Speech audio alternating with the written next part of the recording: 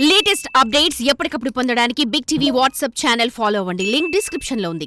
వైసీపీలో రెస్పెక్ట్ లేదంటూ ముఖ్య నేతలు పార్టీ వీడుతున్నారు.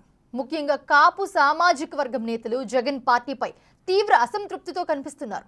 పార్టీ మారడానికి ఆత్మగౌరవం నినాదం వినిపిస్తున్నప్పటికీ జగన్ వైఖరి నచ్చక జనసేన పట్ల ఆకర్షితులవుతూ అలాంటి వారంతా కూడా వైసీపీకి హ్యాండ్ ఇస్తున్నారన్న అభిప్రాయం వ్యక్తమవుతోంది. ఇప్పుడు ఆ క్రమంలో తాజాగా మాజీ మంత్రి అవంతి శ్రీనివాస్ రాజీనామా నిర్ణయం హాట్ టాపిక్గా మారింది.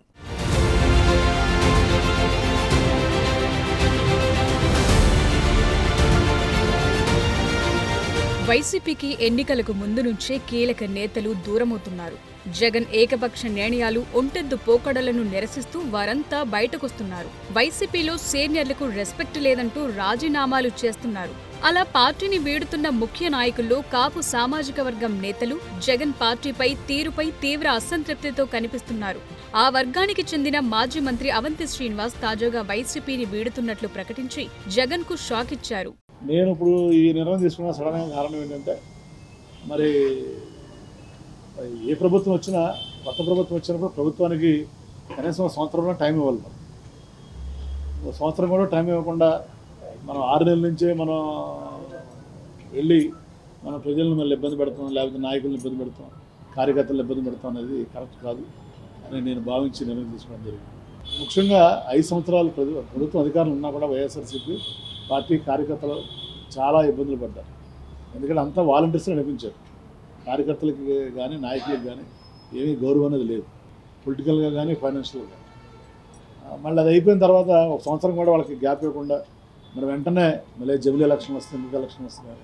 ప్రభుత్వానికి టైం ఇవ్వకుండా నాయకులు కార్యకర్తలు నలిగిపోయి ఉన్నారు. మళ్ళీ వాళ్ళకు కూడా మనం టైం ఇవ్వకుండా మళ్ళీ రేపటి నుంచి మనం ధర్నాలు చేయండి, ఇది చేయండి అని చెప్పడం ఎంతవరకు కరెక్ట్. ఎందుకంటే పార్టీ విధానం అనేది 175 మంది ఎమ్మెల్యేలు, 175 ఇన్ఛార్జీలు ఉంటే 175 మందిని కన్సల్ట్ చేసి మనం పార్టీ ముందుకెళ్ళాలి కార్యక్రమాలు. అంతేగాని ఏదో మన బ్రిటిష్ గవర్నమెంట్ రూల్ చేసినట్టు బ్రిటిష్ వాళ్ళు చూడండి, వాళ్ళ డెసిషన్స్ అని అక్కడ తీసుకునేవాళ్ళు, అక్కడ లండన్లో తీసుకుని ఆ డెసిషన్ మనకి పంపిస్తే ఇంప్లిమెంట్ చేసేవాళ్ళు. ఇప్పుడు ఏ పార్టీ అయినా ప్రజాస్వామ్యబద్ధంగా ఉండాలి, కానీ ప్రజాస్వామ్యబద్ధంగా లేకుండా నిర్ణయాలను ఏకపక్షంగా తీసుకుని వాటిని మీరు అమలు చేయండి అని చెప్పడం కరెక్ట్ కాదు. ఎన్నికలకు ముందే కాపు సామాజిక వర్గానికి చెందిన ముఖ్య నేత మచిలీపట్నం ఎంపీ బాలశౌరి వైసీపీకి రిజైన్ చేసి పవన్ కళ్యాణ్ సమక్షంలో జనసేనలో చేరారు. జనసేన నుంచి బాలశౌరి మచిలీపట్నం ఎంపీగా తిరిగి విజయం సాధించారు. ఇక ఎన్నికల తరువాత ఏలూరులో వైసీపీకి పెద్ద దిక్కుగా ఉన్న ఆళ్ల నాని అనూహ్యంగా రాజకీయ సన్యాసం ప్రకటించి పార్టీకి రాజీనామా ప్రకటించారు. జగన్ సర్కార్లో డిప్యూటీ సీఎంగా పనిచేసిన ఆళ్ల నాని 2.5 నెలల క్రితం వైసీపీ జిల్లా అధ్యక్ష పదవికి ప్రాథమిక సభ్యత్వానికి రాజీనామా చేశారు. నాని కాంగ్రెస్ ఎమ్మెల్యేగా ఉండగా దానికి రాజీనామా చేసి మరీ వైసీపీలో చేరారు. గడచిన ఎన్నికల్లో ఏలూరు నుంచి పోటీ చేసి ఓటమి పాలయ్యారు. ఆయన జనసేన, టీడీపీల వైపు చూస్తున్నారన్న ప్రచారం జరుగుతోంది. ఇక మరో కీలక నేత భీమవరం మాజీ ఎమ్మెల్యే గ్రంథి శ్రీనివాస్ కూడా వైసీపీకి గుడ్ బై చెప్పారు. 2004లో కాంగ్రెస్ నుండి గెలుపొందిన ఆయన 2019లో వైసీపీ నుండి రెండోసారి ఎమ్మెల్యేగా గెలుపొందారు. అయితే 2019 ఎన్నికల్లో జనసేన అధినేత పవన్ కళ్యాణ్ పై గెలిచినా కనీస గుర్తింపు లేదని గ్రంథి అనుచరులు బహిరంగంగానే విమర్శలు చేశారు. గ్రంథి శ్రీనివాస్ కు మంత్రి పదవి ఖాయం, ఇక ప్రకటన వెలువడటమే తరువాయి అనుకుంటున్న తరుణంలో లిస్టులో గ్రంథి పేరు లేకపోవడంతో గ్రంథి శ్రీనివాస్ తో పాటు ఆయన అనుచరులు తీవ్ర నిరాశ వ్యక్తం చేశారు.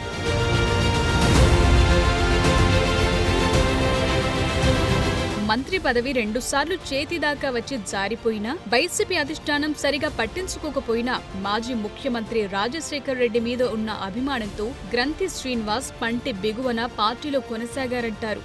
అవమానాలు దిగమింగుకుంటూ ఎక్కడా బయటపడకుండా కనీసం తన వర్గీయుల దగ్గర కూడా మాట వరసకైన అధిష్టానంపై విమర్శ చేయకుండా హుందాగా నడుచుకున్నారు.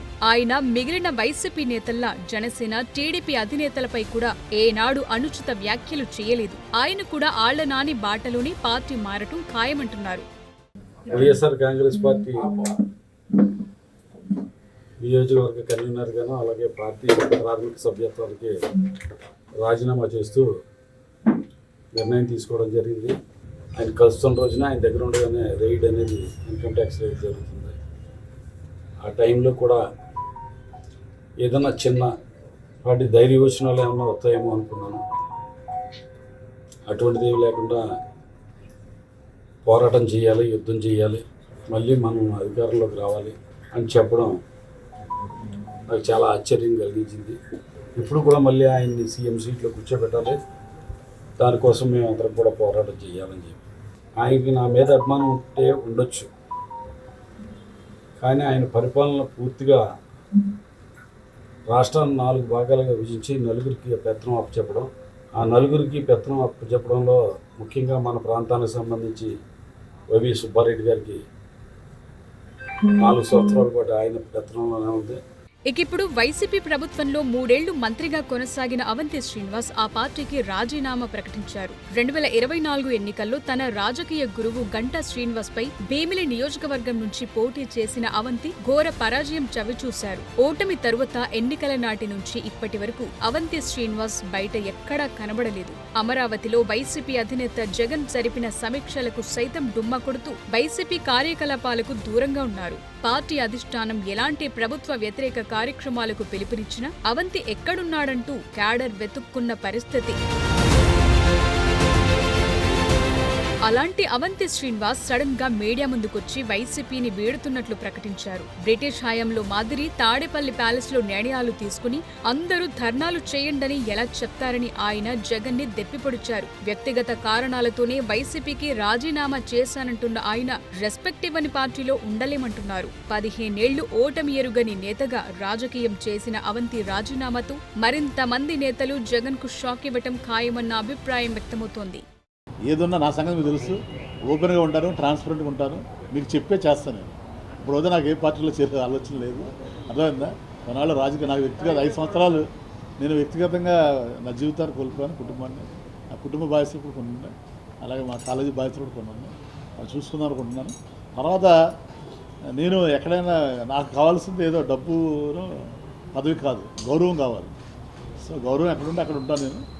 గత ఎన్నికల్లో జనసేనాని పవన్ కళ్యాణ్ ను విపరీతంగా టార్గెట్ చేసిన వైసీపీ తీవ్రంగా నష్టపోయింది. సొంత సామాజిక వర్గమంతా జనసేనానికి అండగా నిలవటంతో జగన్ ప్రతిపక్ష నేత హోదా కూడా లేకుండా మిగిలారు. ఇప్పుడు పార్టీలో ఉన్న కాపు సామాజిక వర్గం నేతలు దూరమవుతున్నా నష్ట నివారణ చర్యలు చేపట్టడం లేదు. జగన్ వైఖరి నచ్చకి పార్టీకి రాజీనామా చేస్తున్న నేతలంతా జనసేనలో చేరటానికి గ్రౌండ్ ప్రిపేర్ చేసుకుంటున్నారట. మరి ప్రధాన వర్గాన్ని పూర్తిగా దూరం చేసుకుంటున్న వైసీపీ ఫ్యూచర్ ఎలా ఉంటుందో చూడాలి.